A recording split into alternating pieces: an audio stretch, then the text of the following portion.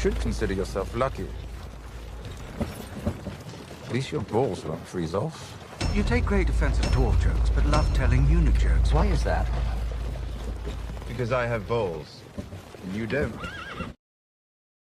Before we even get into this video, I'm giving a sin off the top for TVSins taking this fucking long to make a video on Season 8 of Game of Thrones. Season 8 is a fucking goldmine of sins, but it took them until now to make this video, and the only reason they're making it is because of House of the Dragon. Dumbasses. Oh, I see you did a whole new intro for Season 8. Is it still over 60 seconds? Discount Jeremy has the attention span of a toddler with ADHD cliche. Also, this damn show single-handedly encouraged so many other shows to draw out their introduction with fancy visuals. And why is that a sin? Oh yeah, because of your shitty attention span. That's still a sin on you, not the show. But why go through the trouble of creating a map when you're going to depict King's Landing without Blackwater Rush running alongside it? That's actually a very well thought out sin. Damn, I'm impressed. Forebowing. Bow-shadowing? Making up stupid words. This child is running through a snowy forest and over an icy stream with no mittens, no wool hat, and no boots with the fur. Discount Jeremy points things out on the screen cliche. Running between people when running around them is clearly an option. Yet more pointing things out on the screen. No, don't climb things when you're a child in this show. You'll be booted to your doom by a sex-crazed sibling, or yeeted by a yeti, or iced by an oversized iguana. And why is any of this a sin? Oh, they thought it was funny. Yeah, that's definitely a sin. We already saw this in the 2-minute-long opening credits show. Just because you have dragons now doesn't mean you get to go all throne drone on your cinematography. Is he arguing that shows should just never do overhead shots or never dip into cool cinematography? I mean, look, this show is absolute dog shit at this point, but at least try to make your sins valid. We don't have time for all this. Thank you, Bran. I've been trying to say this. There's only 6 episodes left to wrap up the entire story. Let's get smart. Someone should make that boy the king. King Bran. That fake-ass laugh. The Night King has your dragon. He's one of them now. If the Night King can turn animals, why hasn't he created an army of former wolverines, bears, and mooses? Moosai? Moosapusses? You're gonna notice that I'm really reaching for sins in this video, seeing as the episode is atrocious, and this is one example. The plural of moose is just moose. It's not important. I agree, so on to the battles and dragons and betrayals and twists. Discount Jeremy is really starting to sound like someone who doesn't care about story and only cares about action. Is he secretly a fan of this season? We named you King in the North. You know the beer commercial where someone would start a "What's up" chain? I'm gonna stop you right there. This was a great opportunity to give a sin for the fact that this show made Jon the King in the North, seeing as that scene was absolutely horrible, but instead you go on a stupid rant about a beer commercial that amounts to nothing. I chose the North. Okay, but can someone tell me what the Noth is? It seems important, they keep on saying it. Sinning Jon Snow's accent. That's worth this many sins. What do dragons eat, anyway? Whatever they want. This is literally one of the oldest jokes in the book. I mean, sure, it was originally written about where a 500-pound gorilla would sleep, but the punchline was the same. My point is that this joke flew in from the distant past, and boy are its arms tired. This might be the dumbest sin in this entire video. Or at least I hope it will be, because if they have anything dumber, I'm gonna lose it. Last time we spoke was at Joffrey's wedding. Miserable affair. It had its moments. Okay, now that was funny. That fake-ass laugh. Also, removing sins in the 8th season of Game of Thrones is definitely worth a sin. How did you sneak up on me? How did you survive a knife through the heart? People who answer questions with unrelated questions. Pointing things out on the screen.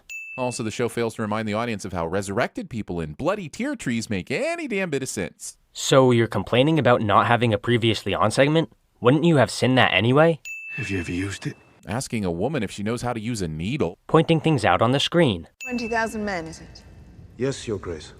A few died in transit. And this episode is taking so much time on drawn-out conversations and political maneuverings that it might as well have been a Star Wars prequel. Okay, you're sinning the concept of political maneuvering as a whole, rather than sinning this specific political maneuvering, and that's worth a sin. You could have sinned the incredibly stupid plot of this season, but instead, you just settled for saying that politics in TV shows are boring. Boy Eddie. The ginger. That's him. Came back with his face burnt right off. Talking about Ed Sheeran's melted skin during sexual intercourse. Pointing things out on the screen. Probably the most confusing part of this episode is the amount of time it takes Theon to cut his sister's bonds with the weapon that split a head open like a melon a moment ago. I agree with the content of the sin itself, but that is far from the most confusing part of this god-awful episode. I sense that you're leading to a proposal. A proposal is what I'm proposing. And I made you follow my alludings all the way up here because I enjoy the sound of my own voice and could not be bothered to express myself down below because my fragile ego cannot soar as it deservedly does up here. That's the sin? So you're not gonna criticize the shitty dialogue? You're just gonna spew off some random bullshit? Come on, man. What's up with all these bones? I would think the dragons just ate their prey whole and were able to digest the bones in the fire of their belly or something. Except this scene right here is showing you that that's not true. So why are you sinning this? And I've enjoyed your company, Jon Snow. Do you ever stop and think of how on the nose and easy to spell Jon Snow's name is because he's a bastard? I wish everyone's name were that simple. What the fuck is this, Sin? Yes, Snow is an easy name, but why is that something wrong with this episode? Also, shouldn't she know he's a Targaryen since he survived riding a dragon? Or is that just in the book? Either way, if I've said it once, I've said it a million times. The books matter! No, I'm not gonna let you get away with the books mattering issue. Shove these 100 sins where the sun don't shine. Also, I know it's in service of a joke, but this shit was never in the books, so I don't know what the hell you're talking about.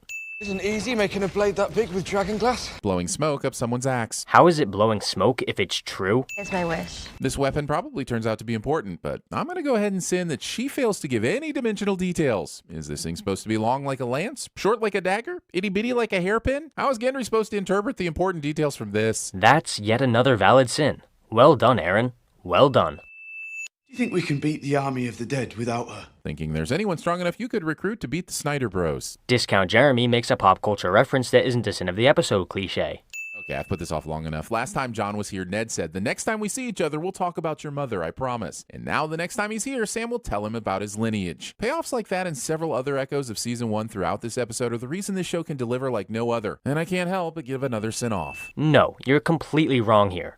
First, when Ned told Jon they'd talk about his mother, it wasn't even here. It was out on the King's Road. You are literally lying right now. And second, there is zero payoff here whatsoever. The payoff for that setup was in season 6, when Bran sees Jon's birth, which, by the way, was the only good scene of that entire season. This scene here is stupid and has no payoff if you were actually paying attention earlier on.